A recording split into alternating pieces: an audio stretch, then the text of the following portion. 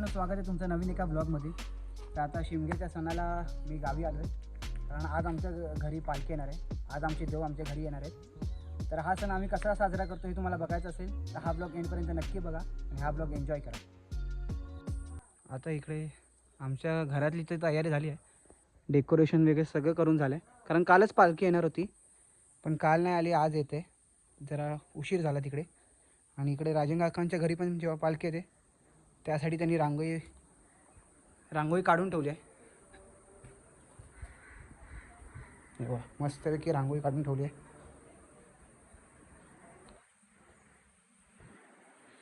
तर राजन काकांची पूजा करत आहेत। ऑलमोस्ट सगळ्यांची तयारी झाली आहे। अर्चना काकी अजून तयारी करायची आहे। हे बऱ्यापैकी तयारी झाली आहे। हे घाई असं काही नाही आहे, आरामात सगळं काम आहे। तर चला आता आम्ही थोड्याच वेळात पालखी आणायला जाऊ, कारण डायरेक्ट पहिलंच घर आमचं आहे। पहिलं घर म्हणजे अनिल काकांचं आहे। काल शेवटचं घर घेऊन सानेवर गेली आहे पालखी, तर त्याच्यानंतर आमच्या वाडीतूनच चालू होईल सगळी। आता पालखीसोबत माणसं येतील, त्यांच्यासाठी बसण्याची सोय केली आहे। इथे आपल्या खळ्यात ते बसतील।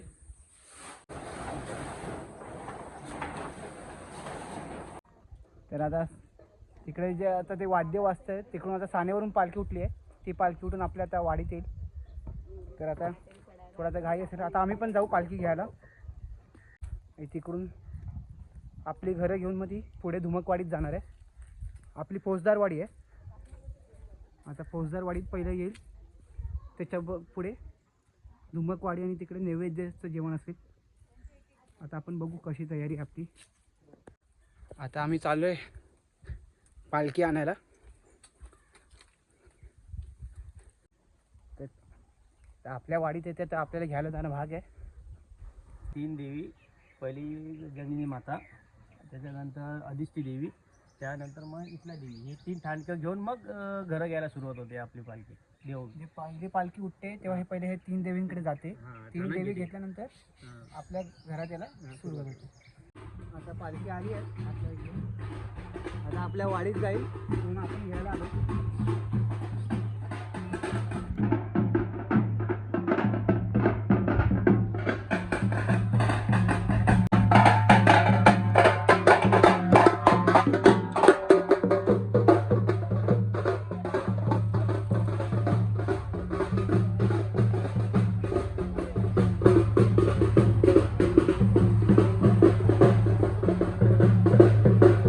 आपल्या अनिल काकांकडे पालखी आली आहे।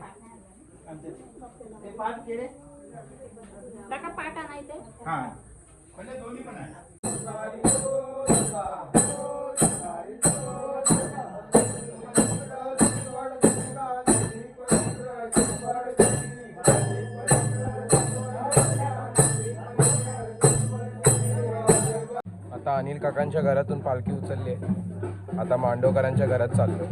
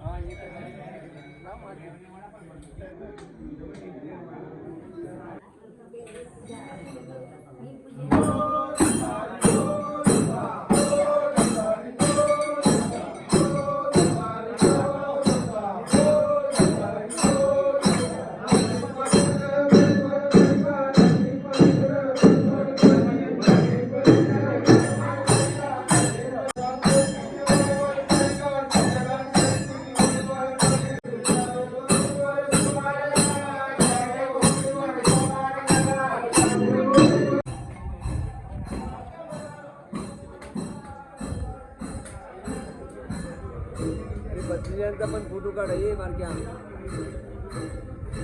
मग व्हिडिओ करायचा.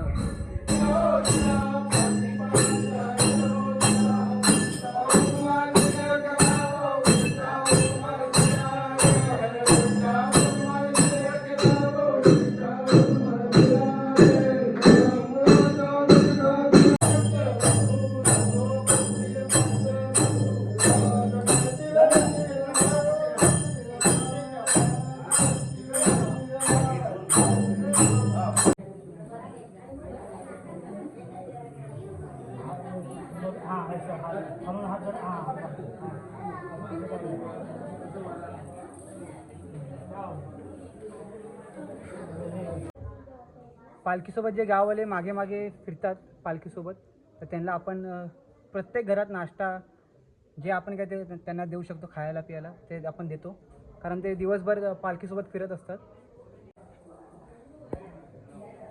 आपण कोल्ड्रिंक आणि फरसाण दिले, त्याच्यामुळेच त्यांना आराम. असे बाबा त्यांना सगळ्यांना वाटतात हे सगळे गाव. ही एवढी सगळी माणसं पालखीसोबत आपल्या घरी आलेत, तर त्यांना नाश्ता पाणी देणं आपलं काम आहे.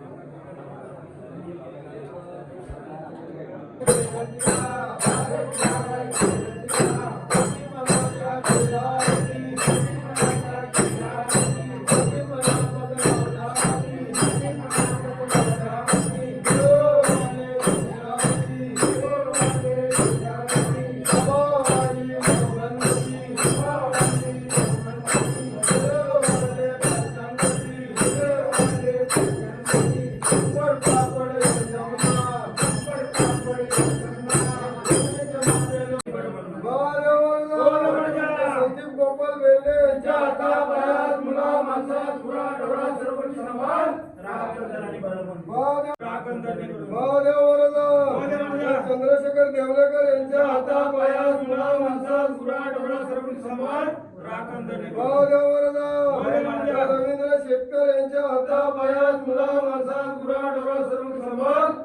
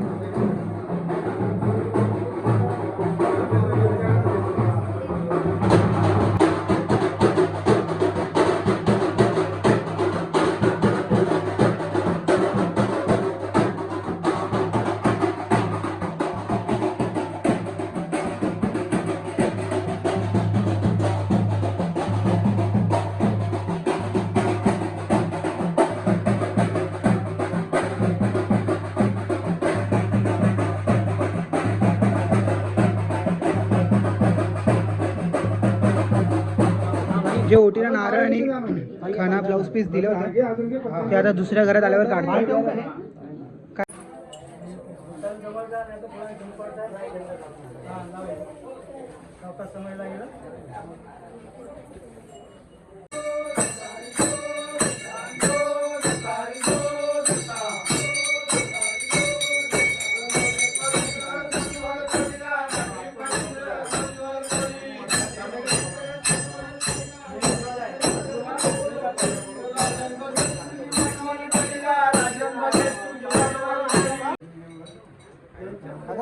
आता तुम्ही म्हणालात ना त्याला काय म्हणतात? आता तुम्ही म्हणालात ते कधी म्हणतात?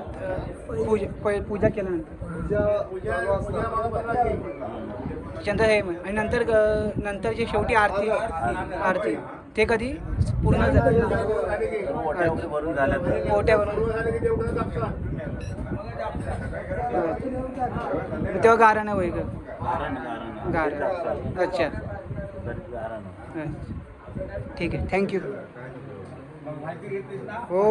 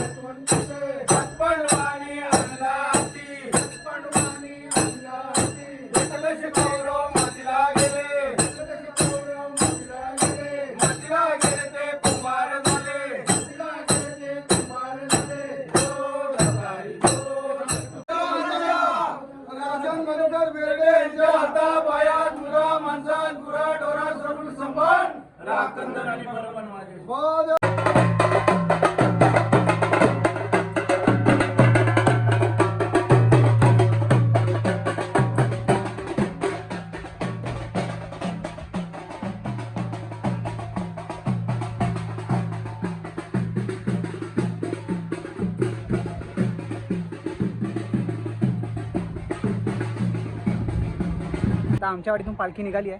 आता ती थेट पुढे आता धुमकवाडीत जाईल. तर आज रात्री आमचं पॅकअप होईल.